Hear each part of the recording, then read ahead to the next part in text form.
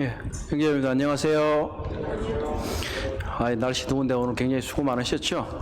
예, 가만히 있어도 땀이 뻘뻘 나고, 근데 땀 많이 흘려가지고 참 체력도 저하되고 이제 그럴 수 있는데 또 저녁에 또 하나님 말씀을 사모해서 또 기도하기 위해서 나오신 형제 자매님들 환영하고 또 격려합니다. 자, 오늘은 에베소서를 우리가 나무 향기로 이제 시작을 했기 때문에 에베소서 전체 오늘 개요를 한번 좀 살펴보려고 합니다. 그래서 오늘은 본문을 정하지는 않았고요. 이후에 에베소에는 에베소서에는 사도 바울이 에베소 성도들을 위한 기도가 두 군데 나옵니다. 그래서 그 부분들을 나중에 조금 살펴보고 먼저는 전체적인 개요를 통해서 앞으로 한 달 동안 에베소서를 읽어갈 때에 어떻게 또 중심을 두고 좀 읽어가는 게 좋을지를 나눠보는 그런 시간을 가지도록 하겠습니다. 먼저 앞에서 보시는 대로 에베소서뿐만 아니라 이 사도 바울이 쓴 서신들은 이 사도 행전과 매우 이제 밀접한 연관이 있습니다. 그래서 이런 것들을 조금씩 알아두는 것도 서신서를 전체적으로 이해하는 데 도움이 되리라고 생각이 되어집니다. 에베소 교회는 우리가 사도행전에서 보는 사도 바울의 3차 전도 여행과 매우 밀접한 관련이 있습니다. 3차 전도 여행 때에 이 에베소 교회가 세워졌고요. 2차 전도 여행 때는 주로 고린도 교회에 중심을 두고 사역이 이루어졌다면 이 3차 전도 여행 때는 에베소 교회를 중심으로 주어졌습니다. 고린도 교회는 사도 바울이 약 1년 6개월을 있으면서 가르쳤고 에베소 교회는 최소 2년 3개월 이상을 그곳에서 가르쳤습니다. 사도행전 18장 19절에서 21절을 보게 되면 2차 전도 여행 때에 에베소를 잠깐 들릅니다. 그때 많은 분들이 에베소에서 계속 있어달라고 얘기를 하지만 사도 바울이 하나님 허락하시면 나중에 볼 거라고 이렇게 얘기를 하고 바로 이 에베소는 잠시 스쳐가게 됩니다. 그런데 이제 사도행전 19장에 오게 되면 19장 전체가 거의 그리고 20장까지도 에베소와 관련돼서 얘기를 하게 됩니다. 성경을 갖고 계시면 사도행전을 펴놓고 보셔도 좋겠습니다. 사도행전 19장에 보게 되면 처음에는 한 3개월 정도 사도 바울이 그곳에서 가르치기 시작하는데 그곳에서 이제 사람들이 많이 모이게 되고 소동이 되니까 따로 이제 유대인들이 시기를 하잖아요. 시기를 하니까 안 되겠다. 그래서 이제 따로 이제 서원을 세워서 두란노 서원이라고 하는 곳에서 2년을 가르치기 시작합니다. 그래서 우리나라에도 두란노 서원이라고 있죠. 책을 이렇게 주로 내잖아요. 그래서 두란노는 말씀을 가르치는 것과 깊이 이제 관련이 있는 그러한 곳이 되겠습니다. 그리고 그래서 이제 사도행전 19장 21장쯤에 가게 되면 마술사 사건이 일어나게 됩니다. 그곳에서 막 사람들이 불을 태우고 이제 그런 것들이 일어나게 되고 그 이후에 이제 사도 바울은 에베소에 좀 얼마간 더 머물게 됩니다. 그때에 고린도 전서를 쓰는 것으로 이렇게 분별을 합니다. 그리고 사도행전 20장 1절에 보게 되면 사도 바울이 이 소요가 거치고 나서 조금 더 있다가 이후에 또 마게도냐로 가게 되는데요. 이 마게도냐로 가게 되면서 이후에 이제 디모데 전서에 보게 되면 내가 마게도냐로 가면서 너를 디모데에게 너를 그것에 에베소에 머물라 한 것은 이렇게 하는 표현이 나와요. 그래서 그것을 보았을 때 디모데가 에베소 교회에서 목회하고 있었고 또 에베소서를 사도 바울이 쓰게 될 때에 밀접하게 연관이 되어 있다는 것을 알 수 있습니다. 그래서 이런 것처럼 계속 연결이 되어 있고 사도 바울이 사도행전 20장 2절에 가게 되면 헬라에 한 3개월 정도 머무는 것으로 나오게 됩니다. 여기서는 헬라라는 말만 되어 있어 헬라 지역이라고 하는 건 이 오늘날의 이제 그리스 남쪽을 말하는 거거든요. 로마 그리스 남쪽을 말하고 있기 때문에 어느 지역인지는 정확하게 말할 수는 없지만 성경학자들의 연구에 의하면 아마 여기가 고린도가 주로 머물렀던 것이 될 것이다 이렇게 얘기를 합니다. 그곳에서 여기 옆에 보시는 대로 AD 56년경에 로마스를 쓰는 것으로 이렇게 얘기가 됩니다. 그리고 나서 이제 사도행전 20장 17절에서 38절에 보게 되면 사도 바울이 이제 예루살렘으로 가는 길에 밀레도라는 곳에서 내려서 에베소의 교회 장로들을 불러 모아서 마지막 고별 설교를 하는 장면이 나오게 됩니다. 이렇게 이제 사도행전을 보게 되면 이 지금 쭉 보신 대로 지금 2차 전도 여행 때 잠시 들렀다가 그리고 3차 전도 여행 때 이 교회를 개척하고 또 그리고 이제 예루살렘으로 가는 길에 또 에베소 교회 장로들을 불러 모을 정도로 굉장히 밀접한 관계를 맺고 있는 것을 볼 수가 있고, 또 밑에 더 내려가서 제일 밑에 보시면 사도행전 28장 30절에 보면 온 이태를 자기 새 집에 머물렀다라는 표현이 나옵니다. 아마 이때에 사도 바울이 이 에베소서를 쓴 것으로 얘기를 합니다. 에베소서를 이제 옥중서신이라고 부르는데, 이제 옥중서신이라고는 감옥에서 썼다 이런 표현이잖아요. 이 감옥에서 이 에베소서, 골로새서, 빌레몬서, 빌립보서 이 네 성경을 쓴 것으로 말하고 있습니다. 그래서 이 사도 바울의 경우에는 이와 같이 이 에베소 교회가 이 소아시아 전도에 있어서 매우 중요한 지역이 있기 때문에 이분이 이 에베소서를 써서 에베소 교회에 있는 신자들에게 여러 가지로 가르치고 격려할 필요가 있었다고 하는 것입니다. 자, 뒷부분을 한번 보시면요. 안장 넘기셔서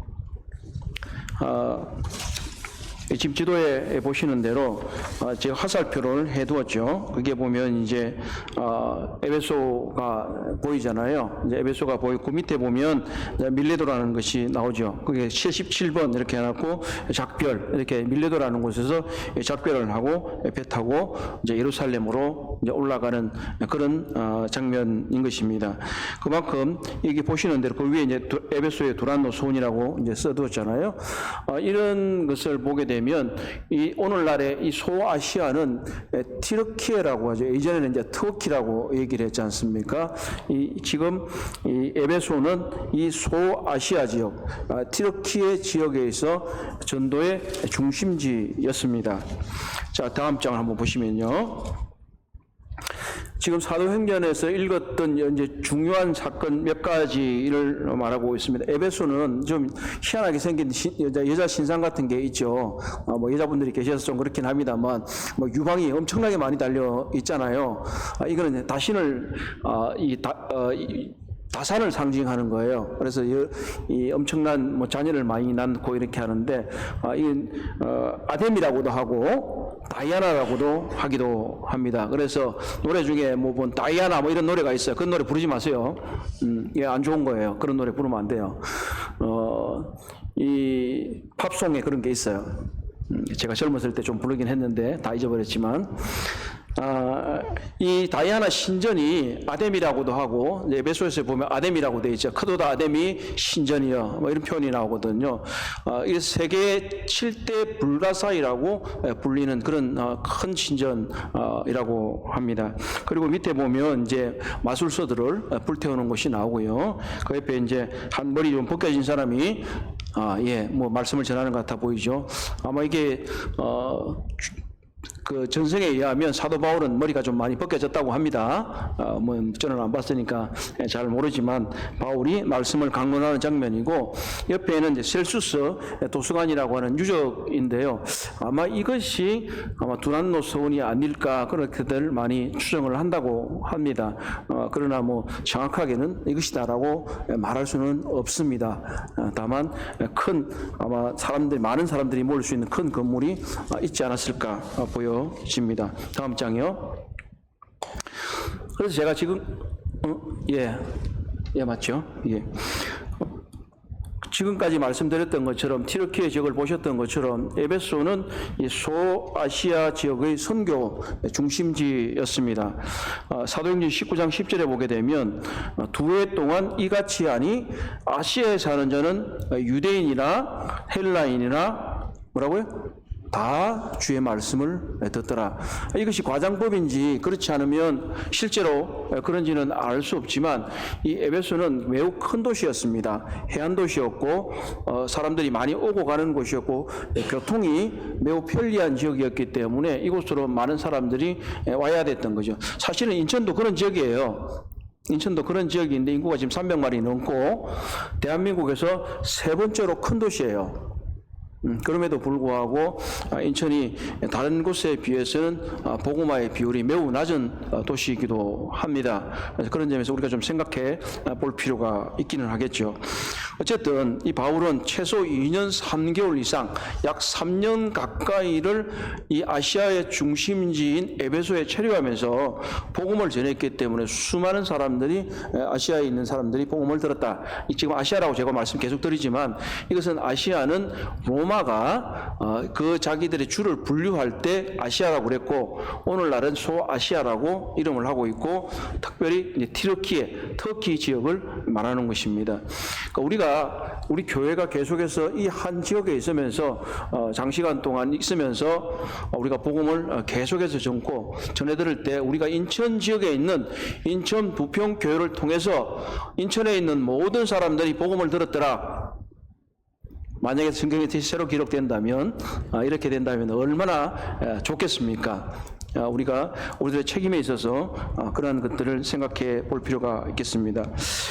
그리고 이 바울은 소아시아계 선교의 중심지일 뿐만 아니라 제가 처음 화면에서 보여드렸던 것처럼 사도 바울이 쓴 여러 서신들이 이 에베소에서 기록되었거나 에베소로 보내졌거나 이렇게 되어 있습니다. 그래서 예수님의 복음의 근거지는 가버나움이었습니다. 갈릴리 가버나움이었어요. 그리고 이방 선교의 중심지는 어디였죠? 안디옥 교회였습니다. 안디옥 교회에서 사도 바울을 그리고 바나바를 파송해서 여러 차례 전교 여행을 다녔지 않습니까? 그렇다면 이 서신서의 중심지는 바로 또 에베소였다고 하는 겁니다. 에베소에서 받은 서신서는 에베소를 보냈으니까 디모데전후서도 사실은 그때 당시에 디모데가 에베소에 있었기 때문에 디모데전후서를 썼고 요한계시록에 7교회가 나오는데 가장 첫 번째 교회가 어디죠? 에베소 교회인 거죠. 그곳에서 사도 요한이 말년에 목회를 하다가 이제 밤으로 유배됐다고들 하죠. 그리고 베드로전서, 야고보서 등이 어떤 해람 서신으로서 그곳에 갔을 것입니다. 그리고 에베소에서 보낸 서신은 에베소 아까 얘기 드린 대로 잠시 그 소동 후에 사도 바울이 고린도전서를 그곳에서 썼고 사도 요한이 그곳에서 목회했다면 요한 1, 2, 3서를 썼을 것입니다. 그리고 요한복음도 마찬가지고 사도행전은 누가가 썼기 때문에 그곳에서 체류하면서 함께 기록했을 가능성이 매우 높습니다. 그래서 바울 서신이 13권입니다. 바울 서신은 13권의 신약 성경 중에서 그 중에 5개가 에베소와 직접적으로 관련이 있습니다. 그리고 고린도 후서의 경우에도 마게도니아에서 완성이 되기는 했지만 에베소에서 시작이 됐기 때문에 이것도 에베소와 관련이 있다고 하는 것입니다. 이것을 장황하게 길게 말씀드리는 이유는 에베소 교회가 신약 성경에서 차지하는 그 중요성이 매우 크다고 하는 사실입니다. 우리가 10가지 길게 쓰여진 성경이 있지만 단 6개의 장에 쓰여졌다 하더라도 이 에베소가 가진 그 중요성 때문에 에베소에서 가르치는 이 말씀의 내용들은 매우 중요하다고 하는 거예요. 그곳에서 교회 진리가 소개가 되고 있고 또 교회에서 성도들이 어떻게 행해야 될지에 대해서 얘기하고 있기 때문입니다. 특별히 에베소서는 골로새서와 함께 쌍둥이 서신이라고 불리는데 에베소서는 주로 뭐라고 말하냐면 교회는 그리스도의 몸이다. 골로새서는 그리스도는 교회의 머리다. 이렇게 말씀하시는. 그래서 아까 절체에서 말씀드렸던 대로 이 두 성경은 모두가 다 옥중 서신이기 때문에 비슷한 시기에 비슷한 지역에 있는 사람들에게 쓰여졌기 때문에 비슷한 내용을 담고 있기는 하나 조금 각각 다른 관점에서 쓰여진 것으로 보여지는 것입니다. 그래서 에베소서는 이러한 중요한 면들을 가지고 있는데 다음 장이요. 그럼에도 불구하고 이 에베소서가 왜 쓰여졌는지에 대해서는 성경학자들 간에 매우 논쟁이 많아요. 정확한 이유를 모르는 거예요. 그러니까 뭐 예를 들어서 핍박기에 있었다든지 아니면 뭔가 빌립보서 같으면 헌금에 대한 얘기를 할 필요가 있었다든지 이런 구체적인 경위가 나와야 되는데 에베소서는 그런 구체적인 경위가 나오지를 않는 거예요. 그러니까 학자들이 많이 얘기를 했어요. 지금까지도 합의가 안 됐답니다. 자기들끼리. 그런데 제가 여러 주석서를 보고 또 함께 제가 묵상을 하는 가운데 여러분들이 하신 것들을 제가 보니까 몇몇 가지로 좀 요약이 될 수 있는 것 같아요. 그것은 성경에 나오는 중요 단어를 통해서 알 수가 있는데 우리 모두가 사실 성경에 자주 나오는 단어이거나 또 강조점을 두어서 말하는 문구이거나 이런 경우에는 주제와 깊이 관련이 있는 것입니다. 그런데 이 그리스도 안에서라는 단어가 이 에베소 성경에서 매우 많이 나온다고 하는 사실입니다. 그냥 그리스도라는 단어 자체만으로도 46번이나 나오고 예수, 주님, 하나님의 아들 이렇게 많이 나와요. 이것을 통해서 이 사도 바울은 신자들의 축복과 특권 이건 다 그리스도의 사역과 관련이 된다 하는 것입니다. 그리고 더욱 구체적으로 그리스도 안에서라고 하는 문구 자체만으로도 9번이나 나오고 있습니다. 그것뿐만 아니라 그 안에서라고 하는 것, 그리스도 안이 아니라 그 이제 대명사를 사용하는 거잖아요. 그 안에서라고 하는 단어가 5번 나오고 우리말에는 관계 대명사라는 게 없지만 그런 또 다른 표현을 통해서 7번. 그러니까 그게 또 12번 나오고 사랑하는 자 안에서 또 그리스도를 가리키는 말. 그래서 이렇게 보면 이 그리스도 안에서 모든 것들이 그 우리의 축복 그리고 특권 이런 모든 것들은 그리스도 안에서 있다네. 그리스도 바깥에는 없다. 모든 것은 그리스도 안에 있어야 된다라고 하는 것을 매우 강조하고 있다고 하는 거예요. 우리의 그래서 모든 그리스도의 삶은 그리스도 안에 있어야 된다. 그리스도 바깥에서는 아무것도 얻을 수 없다고 하는 거예요. 그리고 두 번째는 교회라는 단어입니다. 에베소서는 신약 교회 진리를 잘 설명해 주고 있는데요. 이것은 이 공동체를 신자들의 공동체를 지칭하는 다른 표현과 함께 이 또 9번이나 나오게 됩니다. 그렇지만 이 에베소서의 경우에는 어떤 지역 교회보다는 우주적인 교회라고 일컬어지는 거듭난 모든 신자들의 모임을 일컫는 용어가 우주적인 교회 또는 보편적인 교회입니다. 영어로는 이제 Universal Church라고 합니다. 이 보편적인 이 교회, 그러니까 그리스도인의 모임으로서 이 교회는 어떤 것이냐? 교회는 어떤 것이냐? 교회는 어떻게 탄생이 되었고 교회가 누리는 축복은 무엇이며 교회는 어떻게 행해야 하는가? 이런 것들을 한 것입니다. 그리고 또 하나는 이 교회에서 연합을 매우 강조하고 있다고 하는 사실이에요. 자, 오늘날 터키 지역, 이전에 아시아 지역이면 주로 거기 구성원들이 누구였을까요? 이방인이었을까요? 유대인이었을까요? 예, 이방인이었겠죠. 그렇다고 해서 이방인만 있었던 건 또 아니었어요. 유대인들도 많이 또 흩어져 살았기 때문에 유대인들도 상당한 숫자가 그곳에서 살았다고 합니다. 통계를 보면 아마 그 소아시아 지역에는 각각의 도시의 거주민들의 약 10% 정도는 다 유대인이었다 이런 얘기를 합니다. 그 정도로 유대인들도 뭐 적은 숫자는 아니었어요. 그런 데서 이 에베소서에서 강조하는 건 뭐냐면 교회는 유대인이나 이방인이나 차별이 없고 벽을 허물고 그리고 한 새 사람이 되었다. 이렇게 얘기를 하고 하나님의 거처가 되어서 서로 함께 지어져 간다. 이렇게 얘기를 하고 있는 것입니다. 그러니까 유대인이나 이방인이나 차별이 없이 한 새 사람이 되는 연합을 매우 강조하고 있다고 하는 사실이에요.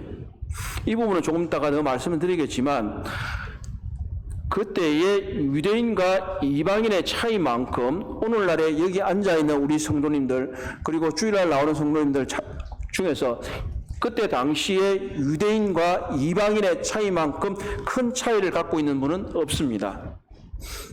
그들은 종교적인 장벽이 확실했고요. 그들의 유대인들이 갖고 있던 선민의식이나 생활 습관이나 풍속이나 이 모든 것에 있어서 그들은 큰 벽을 가지고 있었습니다.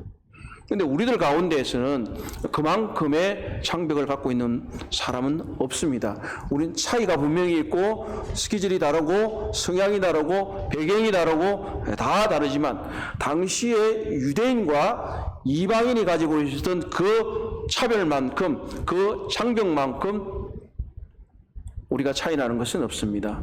그렇다면 사도 바울이 이 에베소 교회를 통해서 너희가 일치와 연합, 그리스도 안에서 연합을 얘기했다면 오늘 우리들에게 있어서는 얼마나 더 이것들이 또 필요한지를 생각해 볼 수 있는 겁니다.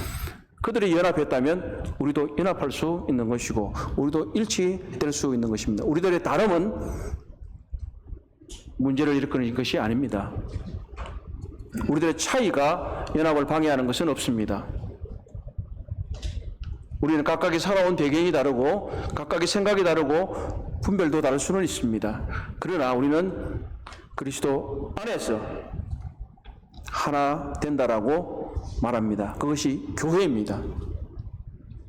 교회는 그리스도 안에서 연합한 사람들입니다. 이것이 중요한 에베소서의 주제가 될 것입니다.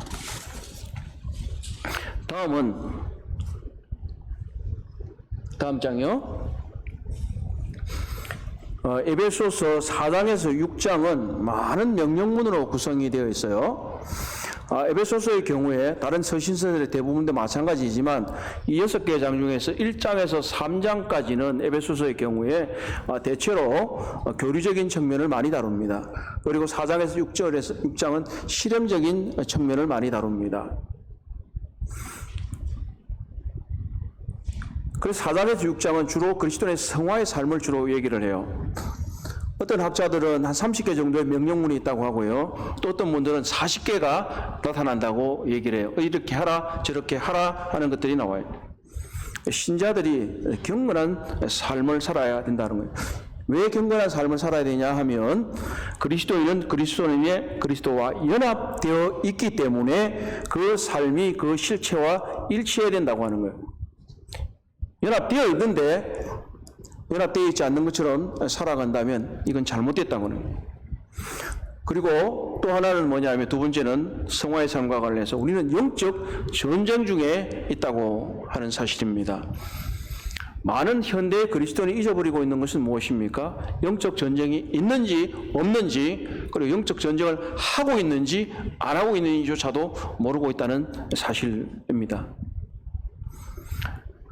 그래서 사도 바울이 얘기하고 가르치는 것은 뭐냐면 바로 어둠의 권세를 얘기하고 있는 것이죠. 그리고 하늘의 정사들을 얘기를 하고 있는 것이죠.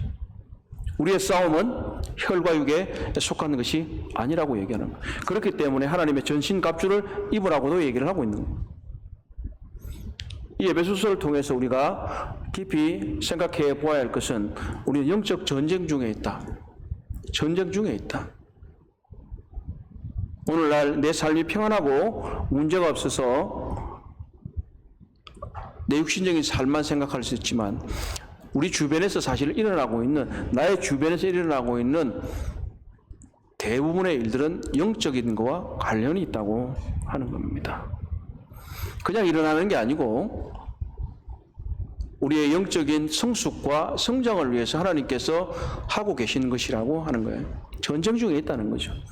그런데 많은 경우에 우리는 이 전쟁에서 지고 들어가고 있습니다.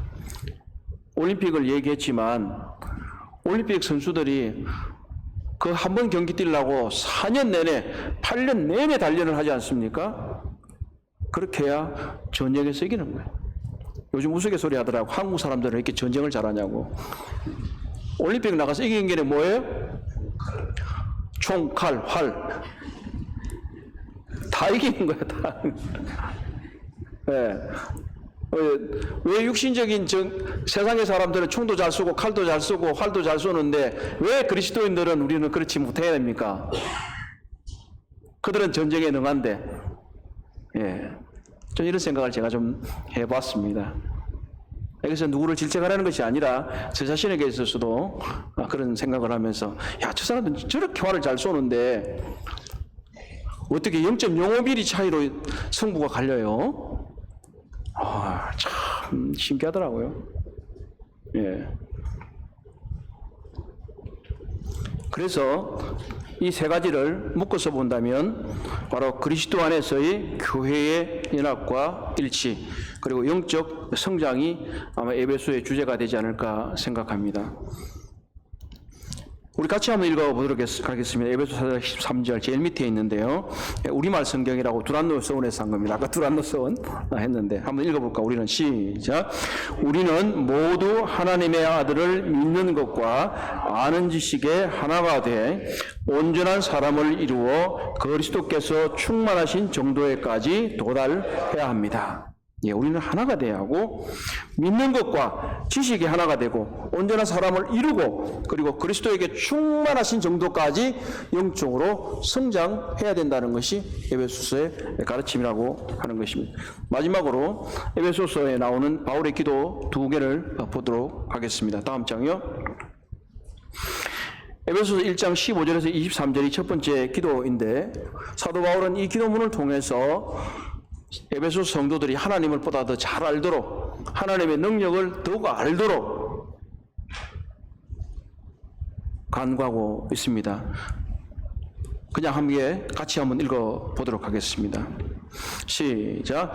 그러므로 나도 주 예수에 대한 여러분의 믿음과 모든 성도를 향한 사랑을 돕고서 여러분을 두고 끊임없이 감사를 드리고 있으며 내 기도 중에 여러분을 기억합니다. 우리 주 예수 그리스도의 하나님이신 영광의 아버지께서 지혜와 계시의 영을 여러분에게 주셔서 하나님을 알게 하시고 여러분의 마음의 눈을 밝혀 주셔서 하나님의 부르심에 속한 소망이 무엇이며 성도들에게 베푸신 하나님의 영광스러운 상속이 얼마나 풍성한지를 여러분이 알게 되기를 바랍니다.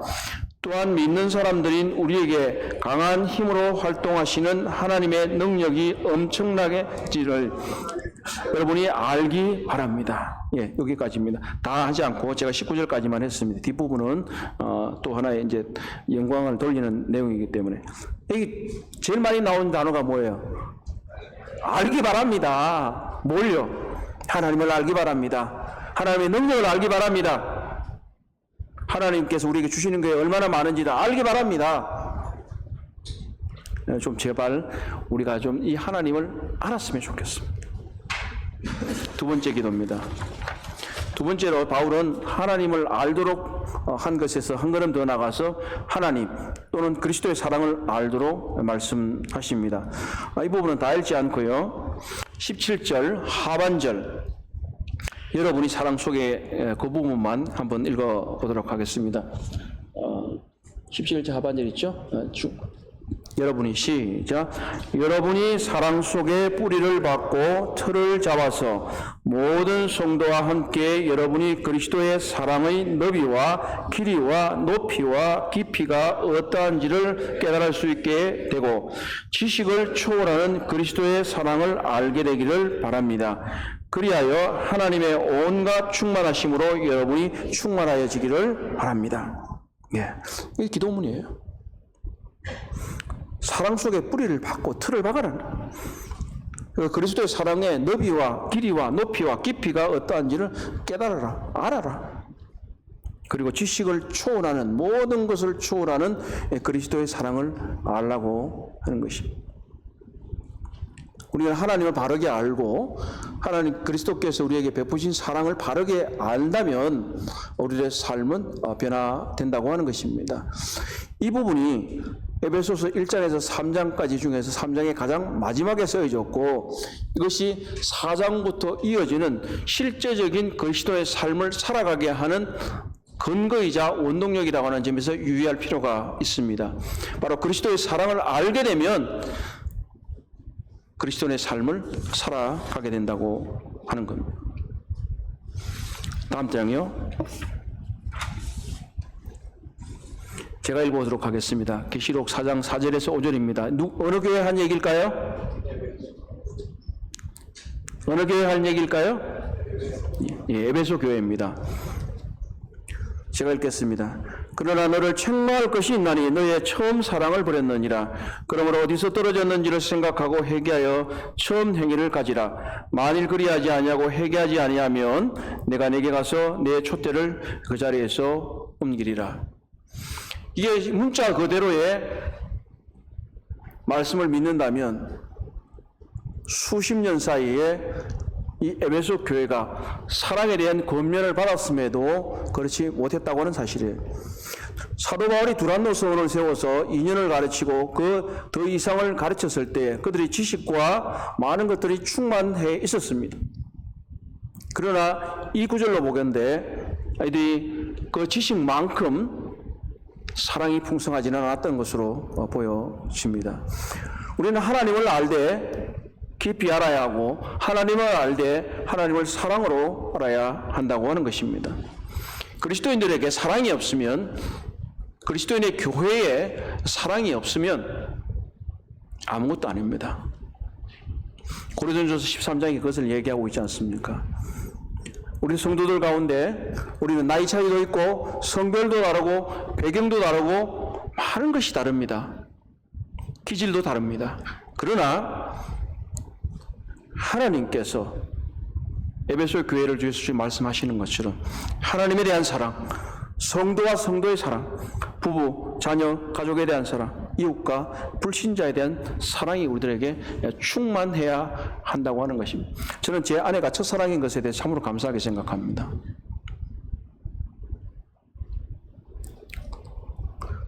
우리 모두에게 있어서 우리 주님이 첫사랑이시면 이 첫사랑을 끝까지 가져가셔야 합니다.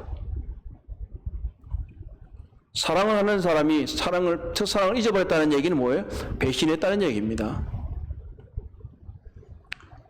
우리의 믿음의 처음의 시작부터 시작해서 우리의 생명이 다하는 그날까지 우리 주님에 대한 사랑, 이 첫사랑이 변하지 않기를 바라고, 우리가 그리스도의 사랑으로 연합된 교회라면 성도와 성도 간에 그리고 가족 간에 우리 모두는 사랑으로 하나 되어야 됩니다. 우리는 그리스도 안에서 하나 되는 교회입니다. 우리 인천 부평교회는 바로 그런 교회가 됐으면 좋겠습니다. 우리 모두가 이 에베소서의 말씀을 통해서 그리스도의 사랑으로, 하나님의 사랑으로 하나 되는 우리 모두가 되기를 주님의 이름으로 기도합니다. 기도하겠습니다. 자비하신 우리 아버지 하나님, 참 감사를 드립니다. 하나님께서 에베소 교회를 통해서, 에베소서 성경을 통해서 저희들에게 교훈하시는 것을 감사합니다. 우리가 계속해서 그리스도 안에 있게 하시고 또 그리스도 안에서 하나됨을 실천하는 그리스도의 사랑을 실현하는 저희들 모두가 되기를 기도드립니다. 이 사랑 없고 미움이 가득한 세상에서 우리 교회가 하나님의 사랑이 가득해서 우리가 하나 되는 그러한 경험을 나타내기를 소원합니다. 그래서 사람들이 우리를 보고 사랑이 넘치는 무리라고 하는 평가를 할 수 있게 되기를 기도드립니다. 주여 저희들을 도우소서. 감사합니다. 예수 그리스도의 이름으로 기도드립니다. 아멘. 예, 감사합니다.